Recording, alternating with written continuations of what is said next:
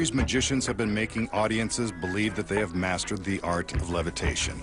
Tonight, the masked magician proves yet again that it's all one big trick. His beautiful lady is all dressed up, but she's got nowhere to go. He wants her right where she is, on this ordinary wooden plank. She dutifully stretches out on the plank and makes herself comfortable. But one girl isn't enough for our masked man, so he calls in some backup. His assistant removes the center pedestal from beneath the plank so that it's now supported only by the two chairs.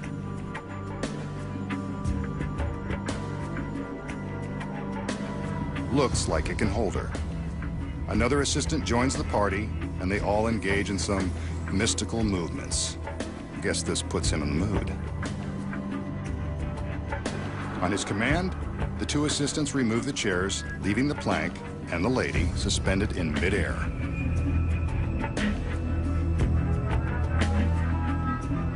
It's as if she's floating on a cloud, made of solid oak.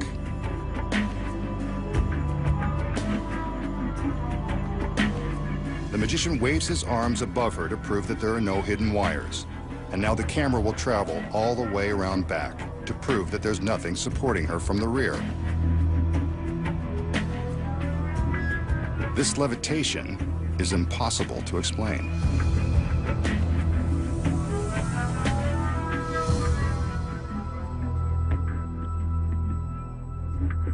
The magician keeps waving his arms, and yes, she and the wood plank are still floating.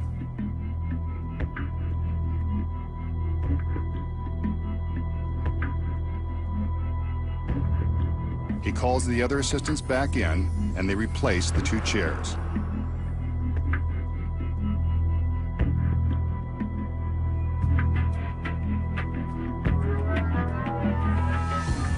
Next, he beckons for the center pedestal.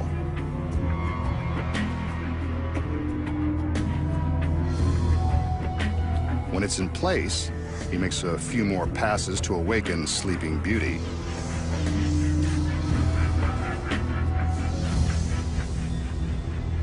She's pretty when she just wakes up.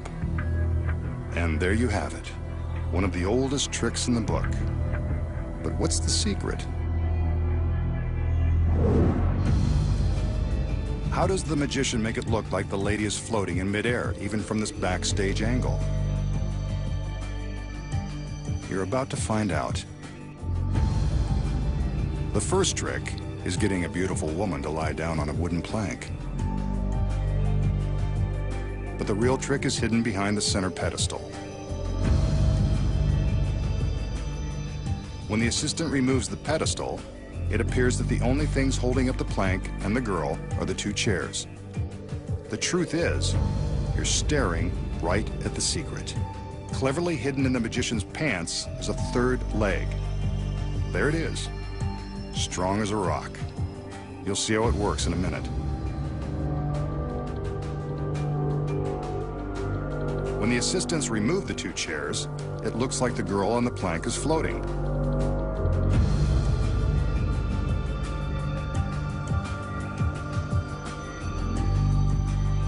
From the back, his right leg hides the support in the third leg.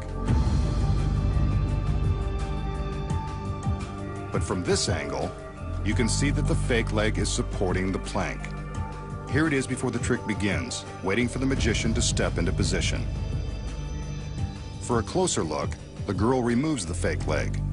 From the back, it looks like he should fire his tailor. Now here's the plank supported by the steel brace. When the fake leg is in place, you'd never suspect it was there. And that's how the magician creates the illusion that a gorgeous young woman can float through life with no visible means of support.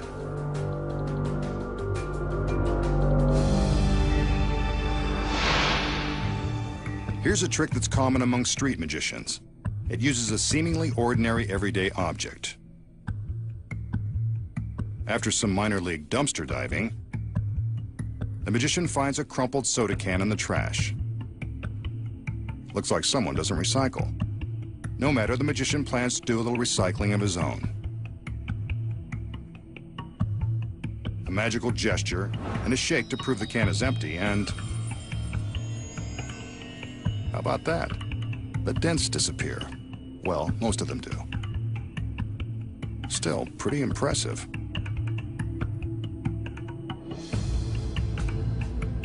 Another magical gesture, and the magician attempts to pull the tab and break the hermetic seal. Wait, I thought that this can was empty and discarded. We'll just see about that. A nice cold beverage, anyone? That's how you recycle a soda can by magic. But we all know there's no such thing. First, the masked magician selects what appears to be a discarded soda can. Before the trick began, the magician secretly prepared this ordinary can. Using a very sharp knife, he makes a tiny puncture in the can and outsprays the soda. The magician releases just enough soda to create an air pocket inside the can. Before all of the liquid can escape, he seals the hole with some waterproof tape. Next, the magician covers the pop top with a small circle of black paper. From a distance, the black disc creates the illusion that you are looking into an open and empty can. In reality, the top is still factory sealed. Finally, the magician carefully bends the can, creating the impression that it's been crushed and discarded. The stagehand places the can on top of a pile of phony garbage, and the illusion is ready to begin. To perform the trick, the magician picks up the can and gently shakes it. Here's where paying attention during science class comes in handy. Shaking the can causes the gas bubbles inside to build up pressure. As the pressure increases, the air inside the can expands and causes the dents to pop back out. Next, the magician secretly removes the disc of black paper, revealing the factory seal on the top of the can is untouched. All that's left to do now is flip up the tab, break the seal, and pour out the remaining soda. It looks convincing, but when the masked magician is around, you can bet it's not the real thing. Next, find out how a beautiful girl loses her head and feet when she faces razor-sharp stainless steel blades. And then the magician blows the secrets to capturing a spirit, impaling his arm, causing a woman to materialize by magic, and making a 5-ton elephant appear in a crowd of spectators. The magician has something dangerous in store for us, using this large circular contraption. No, it's not an industrial washing machine or an overgrown donut. It's actually a torture device with a potentially lethal twist. You can see that a table bisects the contraption. There's nothing above or below, as the magician is willing to prove. And since he's probably a bit too stout to fit inside that ring of terror, he calls in one of his lovely assistants. Cute outfit. And the ponytail is a nice touch. Let's hope she looks as good when he gets through with her. His team of assistants enters and quickly goes to work. The 2 male assistants lift the girl onto the table, while the 2 women prepare to secure her inside the ring.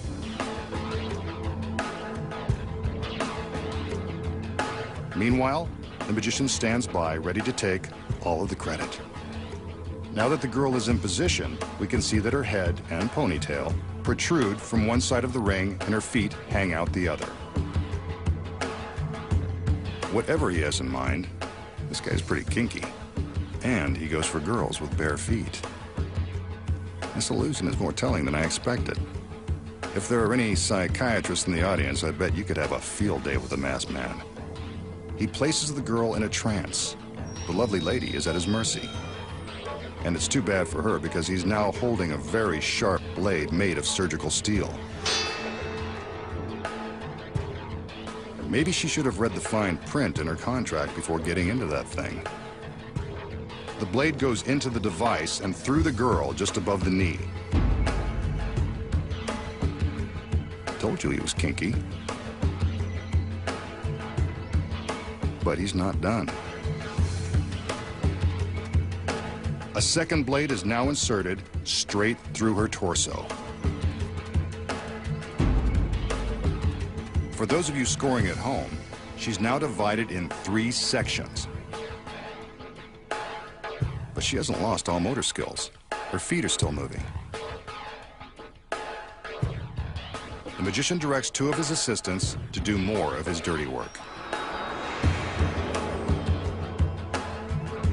The device is now rotated a quarter turn, separating the girl's head and feet from her midsection. For a girl who's completely gone to pieces, she doesn't seem to mind. Maybe her ponytail is too tight.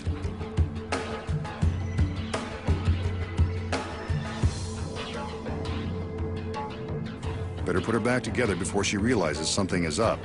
That shouldn't be.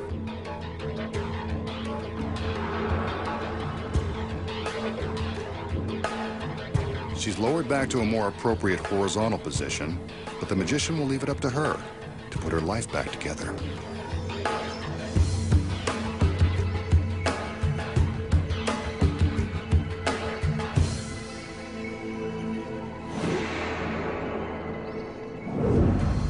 So how does the magician slice his beautiful assistant in thirds without winding up in the slammer? The secret is ingenious. First of all, the blades are real, and they are dangerously sharp. They're not part of the secret. The secrets lie within the circular contraption. From behind, we can see that it's cleverly constructed to contain 2 different compartments. When the illusion begins, the girl is loaded into the device, but she's not being placed on the table, like we are led to believe. Here's how it looks from the back. We can see that her legs are being fed into the compartment in the top of the ring. She can even pull herself inside with the help of some handy hand straps. From the front, it appears as though she's lying across the table with her head and feet exposed on either end. But that's just an illusion. Her legs are snug inside the upper half of the circle. But what about the feet coming out of the other side? They look pretty real. That's because they are. Before the illusion began, another assistant was secretly concealed in the bottom half of the ring. It's her feet we see coming out of the side of the device. As the girl on top is being loaded in from one side, the hidden assistant below slips her feet out the other side. It looks uncomfortable, and it is. But these women know that mind-blowing magic comes with a price. In this case, you get 2 for the price of 1. Now what about the torso in the center of the device? Here's the next secret. Preloaded into the top of the contraption is a body cast that perfectly matches the girl's fine form. Remember how the magician seemed to be just standing around while everyone else was doing all the work? He was actually doing the important job of blocking the center of the ring from view. From behind, we can see that another assistant was busy taking the body cast out of the top of the circle and placing it in the center. Here's what you'd see without the masked magician standing in the way. Maybe he does have a tough job after all. With the girls in the fake body in place, the magician is ready to insert the sharp blades. There's never any danger to the girls. Here's the secret. From the back, we can see that the center wall of the contraption protects them from harm. All that's left to do now is spin the circle and create the illusion of separating the girl in 3. From behind, we see it's all about the cleverly designed device and the flexibly designed girls. A setup like this could make the mind wander to other tricky situations. But enough about that. As for this trick, you now know the secrets.